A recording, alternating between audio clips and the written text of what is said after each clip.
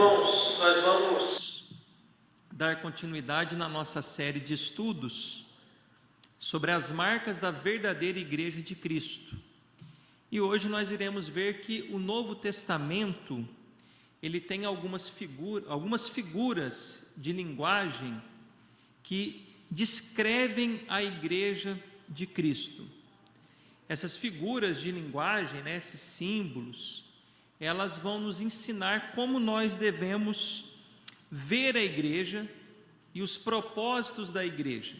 Então, quando você analisa essas figuras que foram utilizadas pelos escritores, inspirados pelo Espírito Santo, a intenção desses escritores era ensinar, mostrar ali aos seus leitores como que eles deveriam ver a igreja, como que eles deveriam ver a atuação da igreja e quais são os seus propósitos. Então, quando a gente pega essas figuras de linguagem, a gente entende melhor a igreja.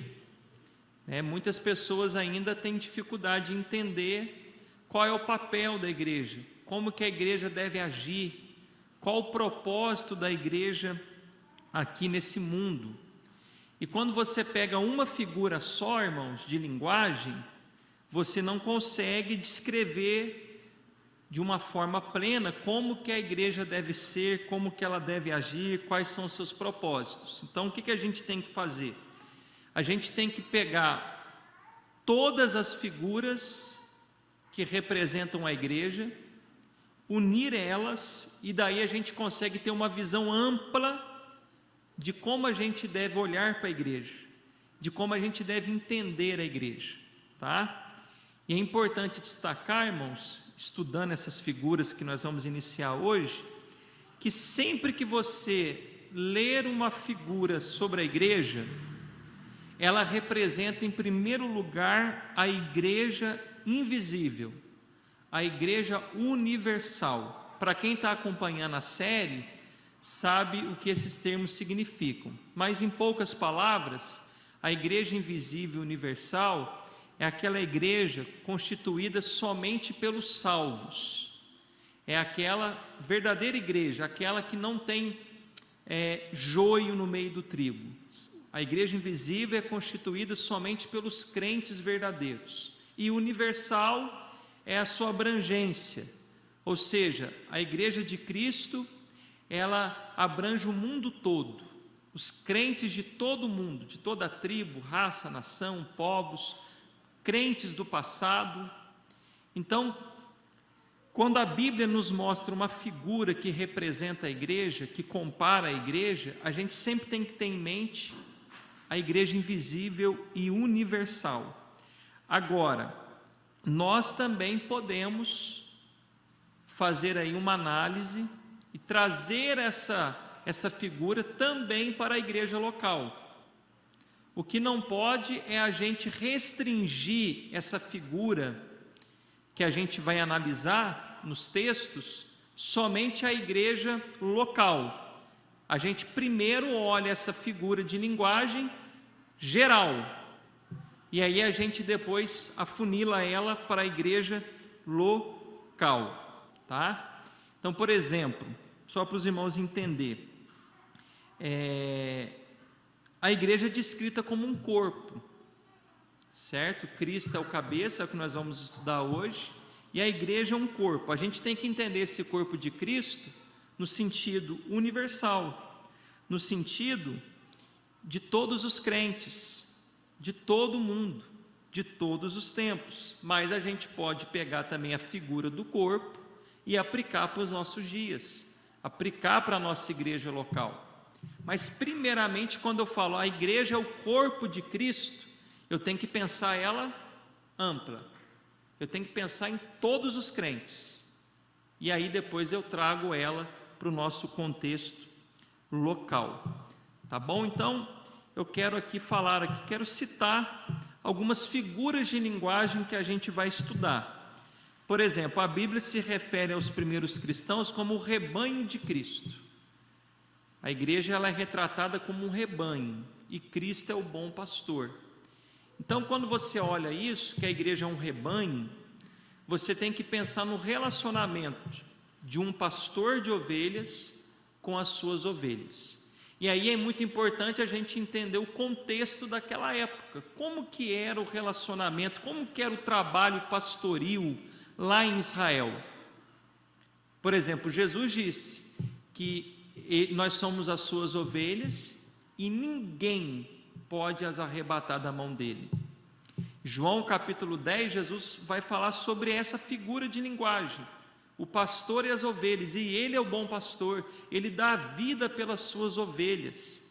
Então é o relacionamento de Jesus com a igreja. Ele comparou o relacionamento dele com a igreja, de um pastor com o seu rebanho. Mas também Jesus descreveu os discípulos como sal da terra, como luz do mundo. E quando você vê, a Bíblia também vai nos mostrar em outra carta que nós somos luzeiros, que nós temos que brilhar. Claro que nós não temos brilho próprio, mas temos que resplandecer o brilho de quem? Daquele que é a luz do mundo, o próprio Senhor Jesus Cristo. A Bíblia também vai nos mostrar que os discípulos foram chamados de pescadores, nos remetendo aí ao sentido evangelístico, aqueles que vão lançar as redes em alto mar, que representa o mundo, que vão atrair peixes de várias espécies. A igreja também ela é retratada como o corpo, como já citei, como família. Por isso nós chamamos uns aos outros de irmãos. A Bíblia também descreve a igreja como templo de Deus, como a noiva de Cristo, como pedras vivas, como baluarte e sustentador da verdade. Isso é muito sério. Então nós vamos tentar olhar cada figura de linguagem e tentar entender então o que isso significa, o que os escritores inspirados pelo Espírito Santo queriam nos ensinar, nos mostrar acerca da atuação da igreja, do papel da igreja, do propósito da igreja. Então, quando a gente amplia o nosso entendimento sobre o papel da igreja, como nós devemos olhar a igreja, irmãos, isso muda completamente o nosso carinho, o nosso amor, o nosso respeito para com a igreja de Jesus Cristo. E hoje eu quero me concentrar na figura de linguagem mais utilizada quando se trata sobre a igreja, que é o corpo de Cristo. Você pega a carta de Paulo aos Romanos, aos Coríntios, aos Efésios, aos Colossenses, e você vai ver que Paulo usa esse termo. Ele compara a igreja de Jesus Cristo a um corpo humano. Cristo é o seu cabeça e a igreja, que somos nós, é o seu corpo. Então ele vai fazer uma analogia, ele vai comparar Jesus sendo a cabeça e a igreja sendo o corpo. Amém? Abra sua Bíblia em Efésios capítulo 1, verso 22 e verso 23. Efésios capítulo 1, verso 22 e 23. Diz assim: e sujeitou todas as coisas debaixo dos pés de Cristo, e para ser o cabeça sobre todas as coisas, o deu à igreja, o qual é o seu corpo, a plenitude daquele que a tudo enche em todas as coisas. Perceba que esse texto aqui é claro, é uma referência a Cristo. Deus sujeitou todas as coisas debaixo dos pés de Cristo. Ele é o cabeça sobre todas as coisas, ele é a autoridade máxima, e o deu à igreja, o qual é o seu corpo. Aí ele fala que a igreja é o corpo de Cristo. Cristo é o cabeça, Cristo lidera tudo, ele é a autoridade máxima. Mas quem faz parte do cabeça? A igreja é o seu corpo. Agora abre em 1 Coríntios capítulo 12, verso 27. 1 Coríntios 12, 27.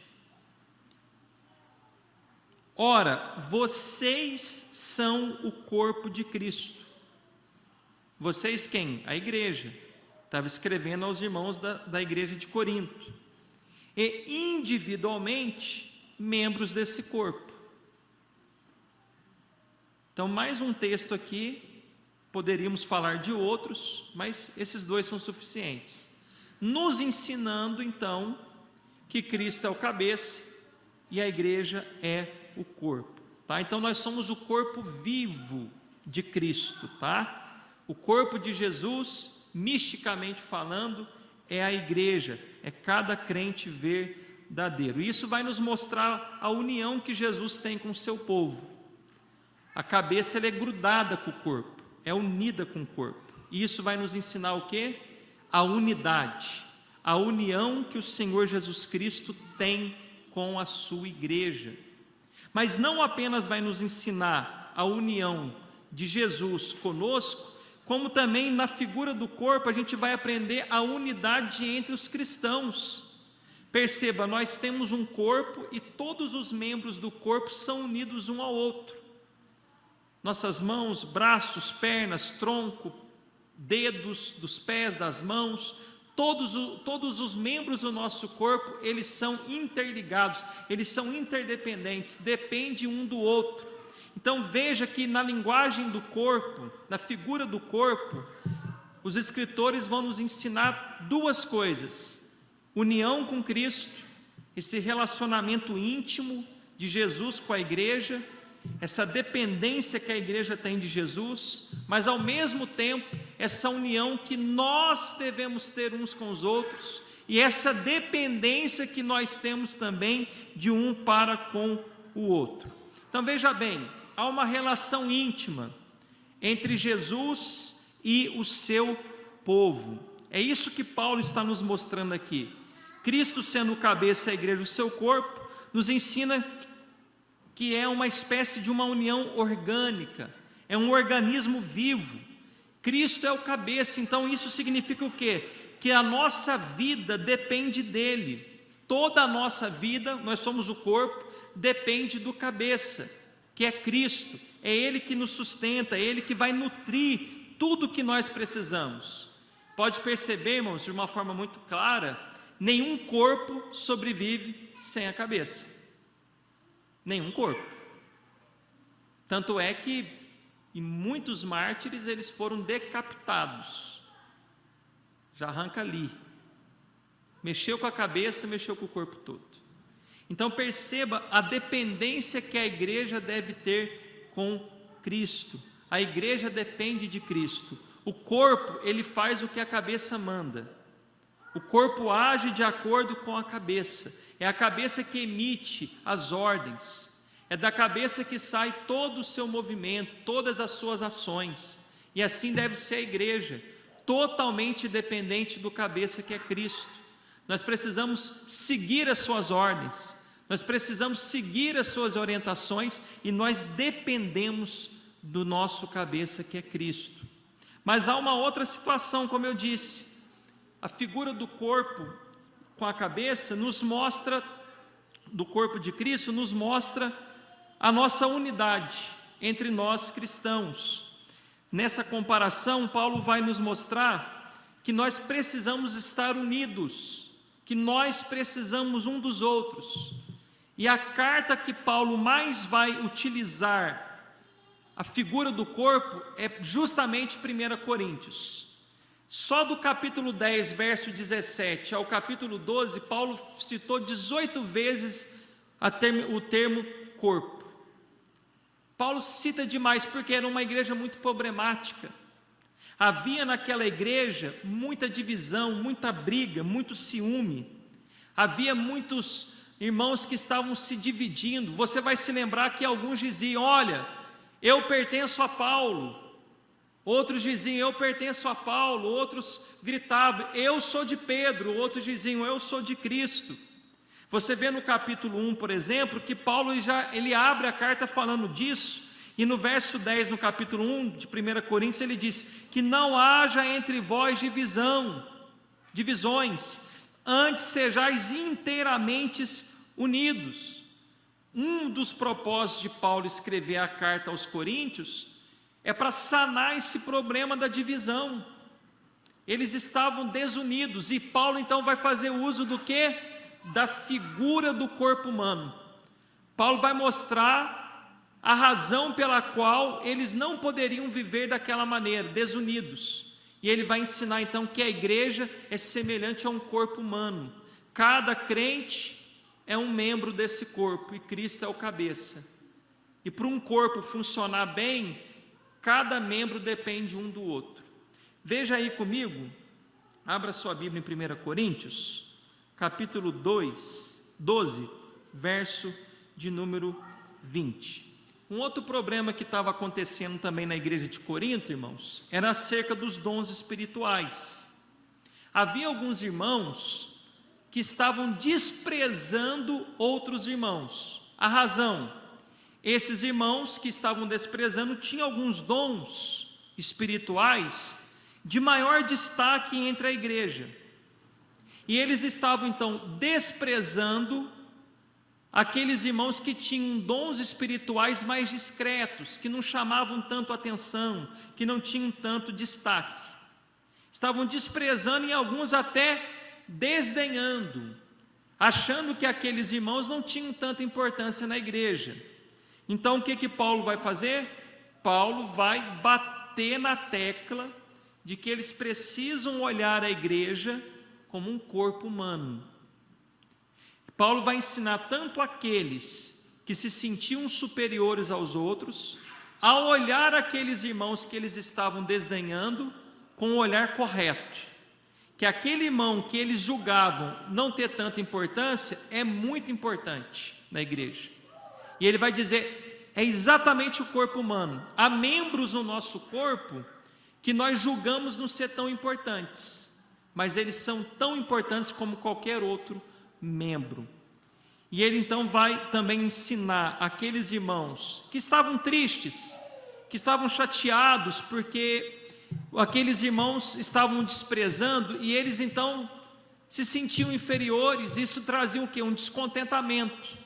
Então Paulo vai, através da analogia do corpo humano, mostrar para eles: vocês precisam entender que vocês são importantes, que vocês não precisam ficar descontentes e até buscando outros dons que vocês julgam superiores, porque outros irmãos julgam vocês inferiores.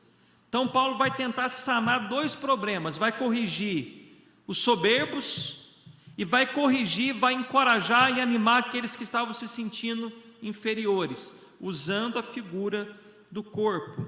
Olha aí o verso de número 20, 1 Coríntios capítulo 12, verso de número 20. Deixa eu ler na minha tradução aqui. 1 Coríntios 12, verso de número 20. Diz assim: agora, pois, há muitos membros, mas um só corpo. Paulo está usando a figura do corpo. E ele está explicando: olha, a igreja funciona como um corpo humano. Cristo é o cabeça, nós somos um corpo. Há muitos membros, muitos: olho, nariz, boca, orelha, braço, pé, mão, mas é um corpo só. Apesar de ser diversos membros, nós temos um único corpo. Então Paulo vai aqui destacar o que? A diversidade. Na igreja há uma diversidade de pessoas. Cada uma delas Deus dotou com dons diferentes. Cada uma delas recebeu um dom da parte de Deus. Pode ser que pessoas tenham dons iguais, mas todos nós temos a nossa peculiaridade. Nós temos a nossa personalidade, o nosso jeito de ser, a nossa importância na igreja. Então Paulo vai mostrar para nós que, por mais que há uma diversidade, deve haver uma unidade. A sua mão direita não é igual à sua mão esquerda. Se você olhar aí, você vai perceber que há similaridade, mas não é igual, e ambas são importantes. Cada membro do nosso corpo é importante, e Paulo vai dizer: não tem um membro no corpo de Cristo que não seja importante. Cada membro tem a sua função distinta, diferente uma da outra, mas todos eles são importantes. Olha aí 1 Coríntios 12, 18, 2 versos antes. Olha o que Paulo vai dizer: mas Deus dispôs os membros, colocando cada um deles no corpo como Ele quis. Quando Deus criou o corpo humano, Ele colocou cada membro onde Ele quis, e deu a cada membro do nosso corpo humano uma função, e cada membro do nosso corpo humano ganhou a função que Deus quis. Assim também Deus fez na igreja. Deus colocou cada um de nós no corpo, que é a igreja, conforme Ele quis. Deus chamou uns para pastores, outros para evangelistas, outros para presbíteros. Deus chamou outros para ser um diácono, outros para cuidar de departamento, outros, cada um Deus chamou e dotou com uma capacidade. Há vários dons na Bíblia que nós já aprendemos em outra oportunidade. Deus sempre dotou o seu povo com dons. Agora, Ele vai colocar cada um de nós conforme Ele quer. Assim como Ele fez no corpo humano, Ele também faz no corpo de Cristo. Então, cada um de nós temos que entender: foi Deus que me colocou aqui, foi Deus que me deu esse dom. Então, a gente não pode invejar o dom do outro, a função do outro, a importância do outro, porque eu preciso entender que Deus é soberano e Ele quis assim. E eu preciso entender que o outro, que eu tanto admiro, e até alguns casos posso até invejar, porque somos pecadores, a gente corre esse risco, ele é importante, mas eu também tenho a minha importância. Todos nós somos importantes no corpo. Não tem um membro do corpo de Cristo que não seja importante. Amém, meus irmãos? Então veja aí que é Deus que distribui os dons. 1 Coríntios 12, 21. Olha o que Paulo diz: e o olho não pode dizer à mão, não tenho necessidade de ti, nem ainda a cabeça aos pés, não tenho necessidade de vós. Antes, os membros do corpo, que parecem ser os mais fracos, são necessários. E os que reputamos serem menos honrosos no corpo, a esses honramos muito mais, e aos que em nós são menos decorosos, damos muito mais honra. Olha o verso 22. Aqueles membros do corpo humano que a gente acha mais fracos são necessários. A gente tem anatomia normal do corpo humano, são 5 dedos em cada pé. Tira um só para você ver. Tira um só, para você ver a diferença que faz. Às vezes a gente não dá tanto valor, enquanto está tudo normal. Mas no dia que a gente tiver, que isso não aconteça, mas se a gente tiver algum probleminha, é igual calcanhar.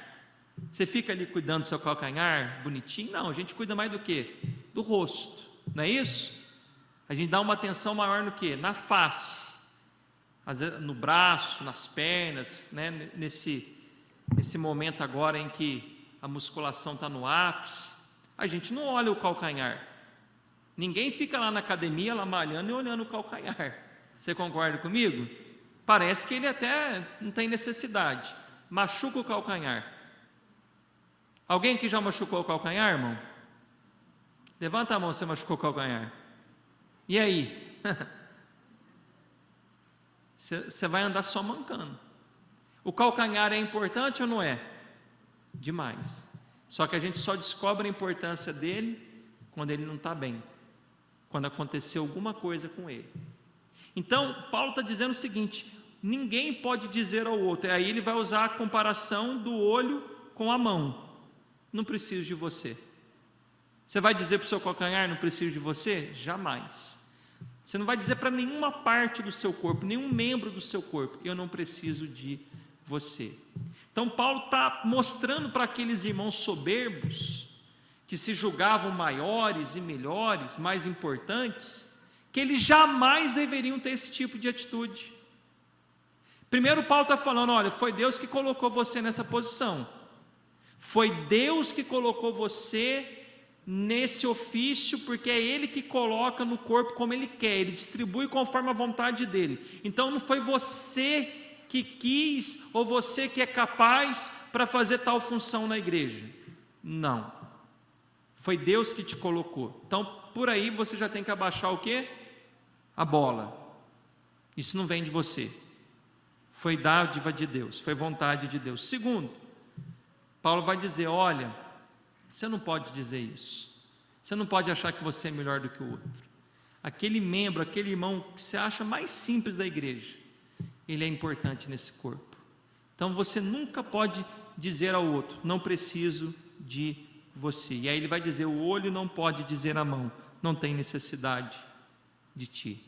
Olha como é que a figura aqui do corpo humano é importante para a gente entender o contexto da igreja. E hoje, irmãos, nesse contexto do século 21, em que nós temos aí um sentimento de fama, como nunca houve antes, talvez, esse desejo de ser popular, de ser reconhecido, de ser grande, de ser aplaudido. Esse conceito, por exemplo, Jesus falou que no reino de Deus, o maior, escute isso, é aquele que serve. A palavra ministro significa servo, servir.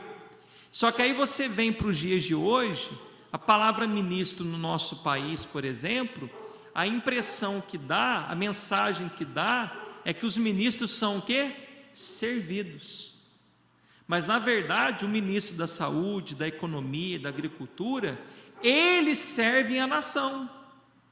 Só que de uns anos para cá houve tanta corrupção, tanta coisa errada, que quando você olha um ministro, a ideia que você tem é o seguinte: ele que está se servindo do povo, e não é ele que está servindo o povo. Então houve uma inversão de valores.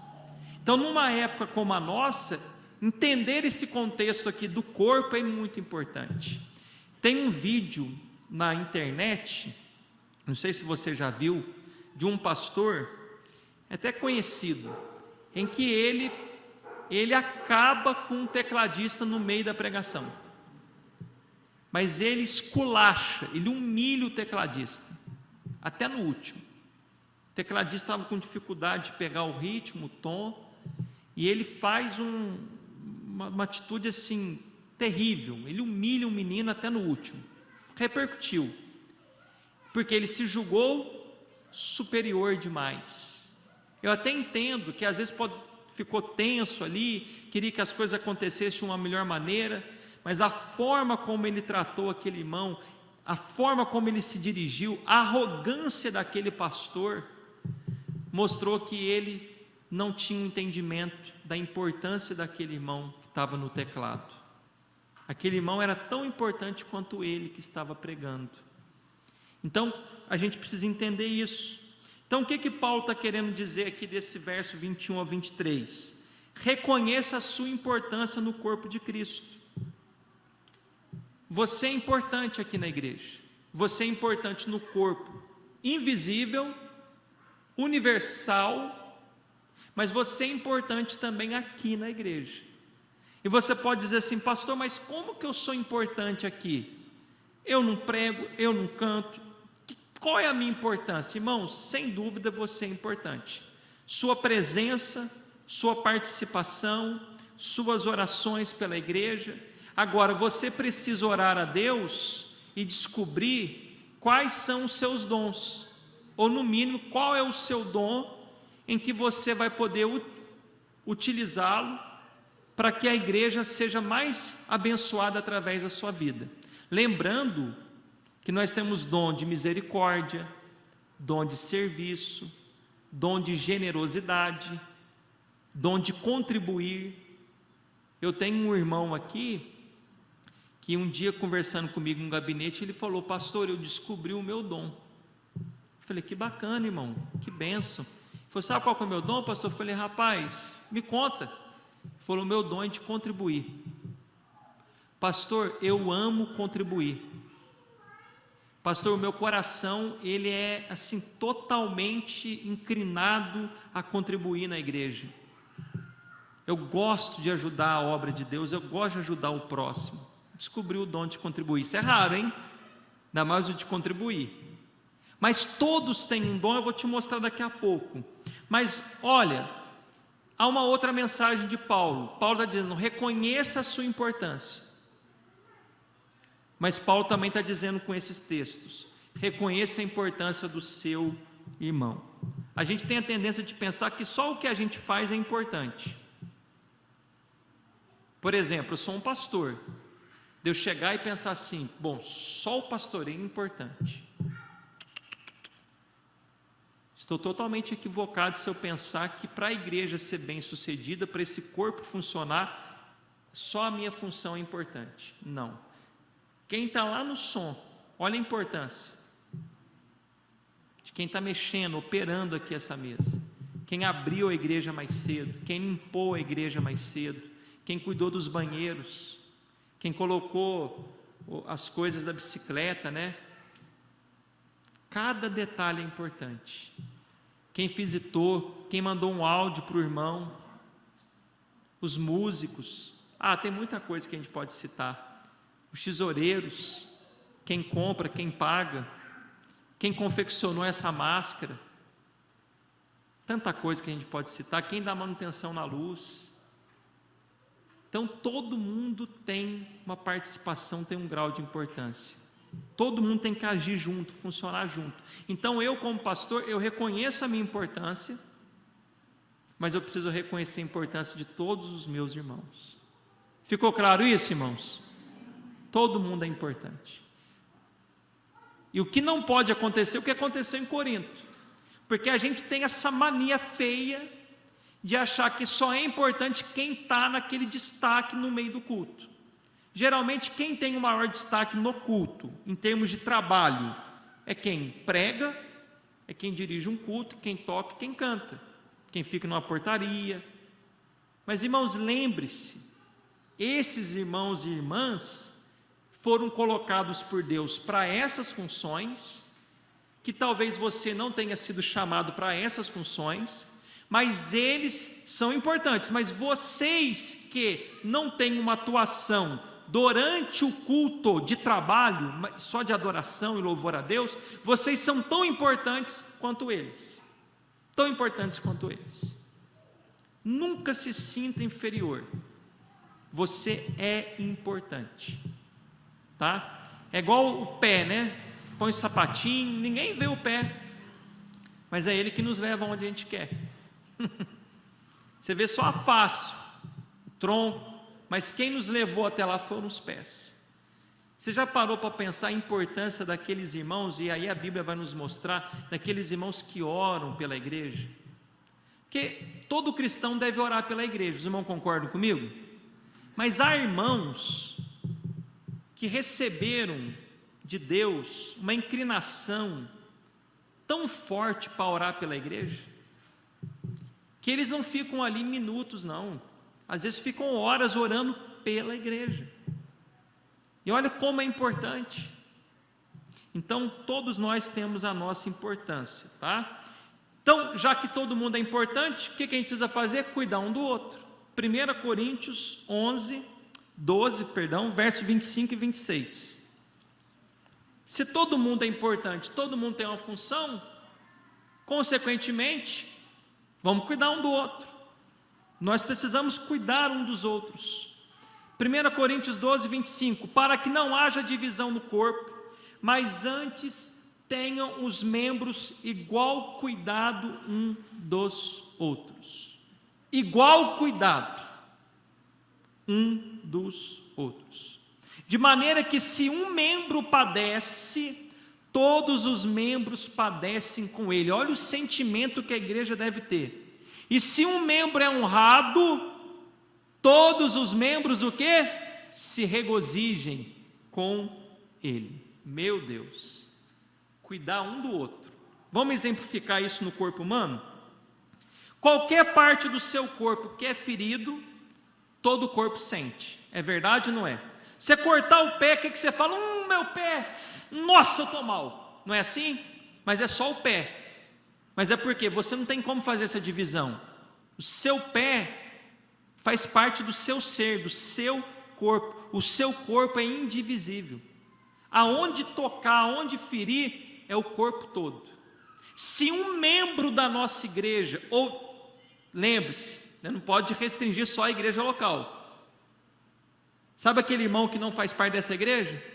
Se ele se ferir, se ele se machucar, se ele se afastar, tem que doer em você, tem que doer em mim. Eu preciso sentir, porque, irmãos, ele faz parte de mim. Eu e ele, de uma forma espiritual e mística, nós pertencemos uns aos outros, a gente faz parte do mesmo corpo, do mesmo organismo. Então a dor daquele irmão é a minha dor, o fracasso dele é o meu fracasso, como também a alegria dele é a minha. E aí Paulo falou: chorai com os que choram. Mas ele falou também: alegrai-vos com os que se alegram. Olha o que Paulo está dizendo, irmãos. A gente precisa cuidar um do outro, sentir a dor do outro. Então, deixa eu te explicar uma coisa. Sabe aquele irmão que não está vindo na igreja? Sabe aquele irmão que foi para o mundo? Não é só uma preocupação do pastor, porque o pastor é exatamente como você, membro um dos outros. Tem gente que pensa assim: o fulano desviou. Isso é coisa de pastor, pastor que tem que ir lá visitar, pastor que tem que ligar, pastor que tem que sentir falta. Quem falou isso? Não é só o pastor, não, você também. Se você machucar o seu pé, o que você vai fazer? Com as suas mãos, você vai cuidar dele, do pé. O pé e a mão são distintos, não estão colados, mas fazem parte do corpo.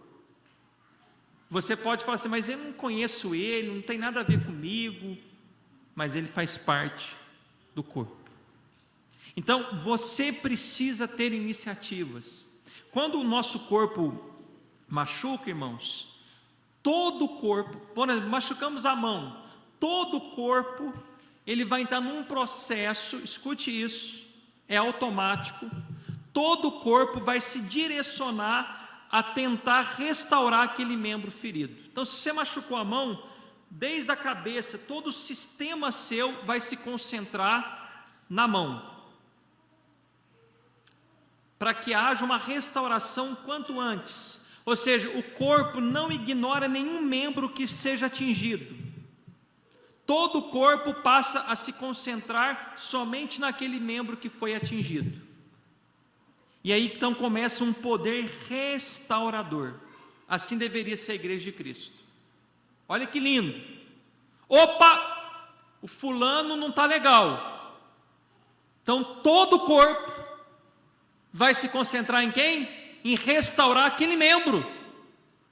E como que eu faço isso? Aí você tem várias maneiras: orando por ele, jejuando a Deus e colocando o nome dele em seu jejum e oração, ligando para ele, mandando uma mensagem, visitando ele, ou vendo ele na igreja abatido, ir até ele: meu irmão, está tudo bem, querido? Estou sentindo ser um pouquinho abatido. Se você precisar de mim, eu estou à sua disposição. Não é isso que nós deveríamos fazer? Quando alguém se fere, quando alguém não está bem, todo o corpo deve reagir em favor daquele membro. Você já pensou, irmão, se isso acontecer nas igrejas? Mas nós somos egoístas, nós não temos esse pensamento. Geralmente o problema é de cada um cuida da sua vida. Não é assim? Ele não orou, ele não jejuou, ele não vigiou. Quando não, há aqueles que até comemoram a queda do crente. E como eu estou falando de corpo de Cristo, eu não posso me restringir só aqui, como eu disse. E quando uma igreja vai mal, a outra igreja comemora. O outro pastor fala que feche. Isso é triste. Mas há uma competição entre igrejas, há uma competição entre pastores, entre músicos. Aquele músico cantor caiu. Que bom. Lembre-se, você pode ter várias diferenças com ele, até teológica, mas ele faz parte do corpo. Você precisa chorar, você precisa sentir. É seu irmão, é sua irmã. Repito, nós podemos ter discordâncias, mas isso não nega a verdade e o fato de que somos membros do mesmo corpo. Então a gente jamais deveria se alegrar com nenhum problema de alguém, porque isso é um pecado. E quando a gente vê alguém tendo sucesso, que a gente se alegre. Sabe aquele irmão que chegou depois de você? Vou dar aqui um exemplo. E que pegou uma função que você já está lá há muito tempo e que você talvez não consegue ainda desenvolver com tanta desenvoltura que você tanto desejava, e aquele irmão chegou, converteu, rapidamente fez e está fazendo às vezes melhor do que você. Você não pode ter tristeza. O que você tem que fazer? Alegria. Poxa, está pregando melhor do que eu, mas converteu agora, 3 anos atrás, eu estou na igreja 20 anos, vou dar a saudação, eu ainda tenho dificuldade, mas Deus o pôs ali, Ele é membro, Ele trabalha junto com você, ao lado de você, o corpo está funcionando bem porque Ele está bem, e você também está. Então, meus irmãos, nós precisamos ter esse sentimento de preocupação um com o outro, e não de desejo de ver o outro bem, desejo de sempre ver o outro melhor do que a gente mesmo, tirar esse sentimento de egoísmo, de individualidade, e pensar coletivamente. A queda de um pastor, de um irmão que seja, atinge todos nós, irmãos, todos nós. O corpo sente. Agora eu te pergunto, qual foi a última vez que você se preocupou com algum irmão aqui da igreja? Vamos restringir aqui, não vamos nem abrir para fora. Qual foi a última vez que você visitou alguém? Qual foi a última vez que você ligou para alguém? Qual foi a última vez que você olhou e falou: rapaz, parece que eu não estou vendo aquela irmã na igreja, será que ela está mal, se aconteceu algum problema? Qual foi a última vez, irmão? Cuidar uns dos outros. Amém? Olha o verso 28 de 1 Coríntios 12. E a uns Deus pôs na igreja, primeiramente apóstolos, em segundo lugar profetas, em terceiro doutores, e depois milagres, depois dons de curar, socorros, governos, variedade de línguas. Aqui Paulo está mostrando que há uma hierarquia. A igreja tem uma organização. Ele está falando, primeiro vem aqueles que receberam de Deus o dom do ensino. Esses estão em primeiro. Esses estão na liderança máxima da igreja. Mas o que eu quero destacar aqui, que mesmo Paulo dizendo que há líderes, tudo que ele falou antes é todo mundo tem uma participação no corpo. Ele deixa para falar disso no final. Porque ele quer deixar claro, todo mundo precisa estar ativo na igreja. Todo mundo precisa ter um sentimento, eu sou um membro, e para a minha igreja, para o corpo de Cristo como um todo, e bem, eu preciso fazer minha parte. Eu preciso fazer minha parte. Se um pulmão parar de funcionar, todo o corpo sente. Então, se eu parar, todo o corpo sente. Mas por que a gente não tem esse entendimento? Porque a gente não considera-se importante. A gente acha que é importante, repito, só pastor e músico. Não é, irmãos. Se você sair daqui se sentindo já importante, que você precisa fazer algo pelo reino de Deus, e que se você continuar parado, é prejuízo para o reino, é prejuízo para a igreja, eu já estou satisfeito. Olha o que Pedro falou, 1 Pedro 4,10. Já estamos terminando. 1 Pedro 4,10. Servi uns aos outros, cada um conforme o dom que recebeu. Olha o que Pedro está falando. Vamos servir uns aos outros. Cada um conforme o dom que recebeu. Opa, vamos desconstruir aqui, olhe para mim, essa ideia pequena, míope, de que servir a igreja só no culto. Sabe aquela irmã viúva? Você pode servir ela. Sabe aquela irmã que teve um neném e que precisa de ajuda? Você pode servir ela.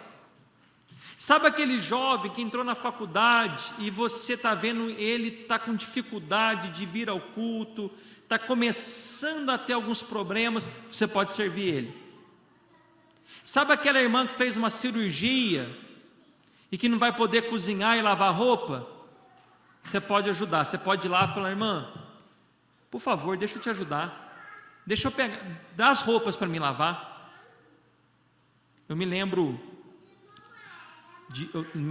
Eu tenho aqui uma irmã que tem muito esse perfil. Ninguém sabe, eu sei porque eu sou pastor, que pega a roupa de irmão que não tem condição de lavar, que lava com o maior carinho, com o maior amor, não cobra, usa da água, usa do detergente, sabão em pó, lava no tanque, lava no tanquinho. Por quê? Porque é o dom de servir. Existe o dom de servir. Sabe aquela idosa que não pode limpar uma casa? Você chegar lá: irmã, eu vou uma vez por semana limpar a sua casa. Esse é o meu dom de servir. Mas repito, nós da igreja brasileira, a gente pensa que dom são essas coisas maiores apenas. Então a gente se limita. Mas olha o que Pedro falou: servir uns aos outros, cada um conforme o dom que recebeu, como bons despenseiros da multiforme graça de Deus. Deixa eu te fazer uma pergunta, nós estamos praticamente encerrando. Você sabe qual é o seu dom? Olhe para mim, irmãos. Você sabe qual é o seu dom? Se você sabe qual é o seu dom, eu faço outra pergunta. Ou os seus dons, né? Porque tem irmãos que têm mais de um dom. Você tem utilizado eles? Você está fazendo o máximo que você pode pela igreja de Cristo? E eu vou repetir, quando eu falo igreja de Cristo, não vamos restringir as 4 paredes aqui. Vamos pensar grande. Você está usando os seus dons? Bom, outra pergunta. Você valoriza os dons e o trabalho desse irmão que está do seu lado? Dessa irmã que está do seu lado? Pastor, nem sei qual é o dom dele. Você deveria talvez saber. Mas independente se você saiba ou não, essa pessoa que está do seu lado, olha aí para o lado aí, pode olhar, olha aí, essa pessoa tem muita importância, muita importância. Valorize esse irmão.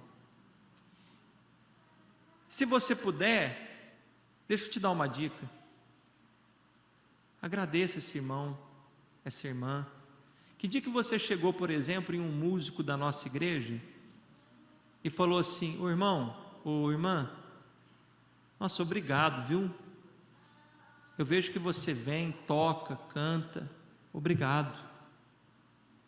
Porque vocês talvez não imaginam, mas o músico, ele já chegou aqui mais cedo, ele veio outro dia para ensaiar, ele ensaiou em casa, ele tirou música em casa, ele tirou cifra, ele tocou, ele errou, ele voltou, ele errou, ele voltou.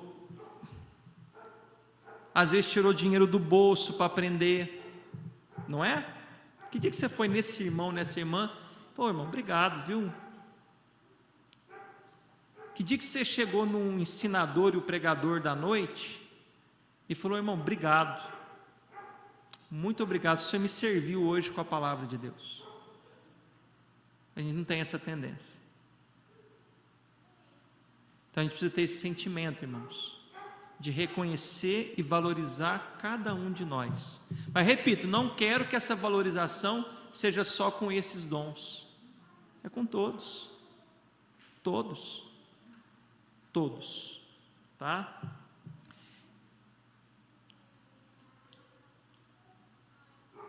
Eu termino pedindo para você abrir em Romanos 12, 10, que também é um dos textos que Paulo usa muito sobre o corpo. Romanos 12, 10. Amai-vos cordialmente uns aos outros com amor fraternal, preferindo-vos em honra uns aos outros. Honrar uns aos outros. A nossa inclinação é ser individualista, é ser egoísta. Nós gostamos de ser honrado e aplaudido, mas a gente não gosta de honrar o outro, a gente não gosta de reconhecer o outro. Mas quando você entende o que a Bíblia nos manda fazer, que nós temos que honrar uns aos outros, você começa a se alegrar com a bênção do outro. Então, deixa eu te dar um exemplo assim de igreja. Quando Deus está honrando e abençoando uma outra denominação, eu preciso, como pastor, me alegrar. Mas se eu não tiver a graça de Deus e a maturidade, o sucesso do outro não me traz alegria. Me traz, sabe o quê? Tristeza, ciúmes.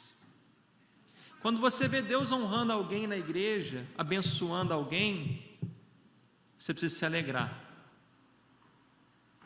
E quando a gente tem um entendimento, então, que nós precisamos preferir em honra uns aos outros, a gente não tem competição na igreja. Você sabe que em algumas igrejas há competição. Então, quando eu olho a igreja coletivamente, poxa, Deus abençoou um pastor, Deus abençoou uma irmã, eu faço parte, porque a bênção daquela pessoa é uma bênção para mim também, porque eu faço parte do mesmo corpo, eu e ela somos interligados, somos juntos. Então eu preciso me alegrar, eu preciso me regozijar em Deus, eu preciso agradecer a Deus pelo que Ele está fazendo na vida do outro, porque de forma mística, espiritual, eu estou ali, junto com Ele. Agora eu faço uma pergunta: como que você reage quando Deus abençoa outra pessoa? Como que você reage quando Deus abençoa outra igreja? Como Deus está abençoando uma outra pessoa do mesmo corpo que você pertence? Você se alegra? Você tem prazer nisso? Agora, quando você tem o entendimento que aquele outro te pertence, você pertence a esse irmão que está do seu lado. Ó, essa mão pertence a esse joelho. São distintos, mas eles pertencem ao mesmo corpo. Então, se essa mão for honrada, esse joelho aqui precisa estar satisfeito, feliz. Cada um pertence um ao outro. Agora você olha para o contexto da igreja de Corinto, e nós vamos encerrar. Olha o que Paulo está solucionando. Havia inveja, havia partidarismo, um querendo ser melhor do que o outro. Paulo está dizendo: pare com isso. Quando um está indo bem, todo mundo está indo bem. Quando um está indo mal, todo mundo está indo mal. Todo mundo está sentindo. Então vamos ter o mesmo sentimento, vamos honrar um ao outro, vamos cuidar um do outro. Amém, meus irmãos? Unidade, somos um com Cristo, cabeça e corpo, e como membros do corpo estamos unidos, dependemos um do outro, precisamos um do outro. Você precisa desse irmão que está do seu lado. Amém, meus irmãos? Pode virar para o irmão que está do seu lado e falar: eu preciso de você, irmão. Eu preciso muito de você, mais do que você pensa. Você não precisa só do pastor Luiz Eduardo, do pastor Cristiano, dos obreiros, não. Nós precisamos um dos outros. Agora eu vou ficar muito feliz se você sair daqui pensando assim: quem que eu posso ajudar? Vou ficar muito feliz se você lembrar de alguém e ainda hoje mandar uma mensagem para essa pessoa. Sentir sua falta, tá tudo bem, irmão. Ah, pastor, eu não tenho o WhatsApp dela, mas você tem o Facebook, você tem o Instagram, você pode. Manda um oi, irmão, paz do Senhor, tudo bem, irmão, estava no culto hoje, senti sua falta, como é que está? Está tudo bem, eu posso te ajudar? Isso vai fazer diferença, hein? Talvez a outra pessoa vai achar até estranho, se não era costume seu, mas você tem que ter essa iniciativa. Você já pensou, irmão, se Deus fizer em nossa igreja, local, essa cultura, de um ter amor pelo outro, de um cuidar do outro? Mas geralmente, irmão, agora, pandemia a gente exclui. Acaba o culto, a gente nem conhece ninguém, irmão. A gente sai assim rápido, cada um quer cuidar de sua vida, eu sei que a vida é corrida. A gente senta do lado da pessoa, a gente não tem a alegria nem de se apresentar dizendo: boa noite, irmão, meu nome é João. A gente não tem.